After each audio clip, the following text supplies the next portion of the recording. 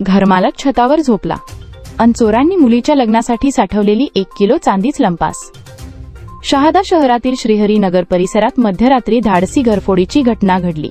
घरमालक मच्छिंद्र वैदू हे कुटुंबासह छतावर झोपलेले असतानाच अज्ञात चोरट्यांनी घराचे कुलूप तोडून 5 ग्रॅमचे मंगळसूत्र, मुलीच्या लग्नासाठी अनेक वर्षे साठवून ठेवलेली तब्बल 1 किलो चांदी आणि 3000 रुपयांची रोकड असा मुद्देमाल लंपास केला।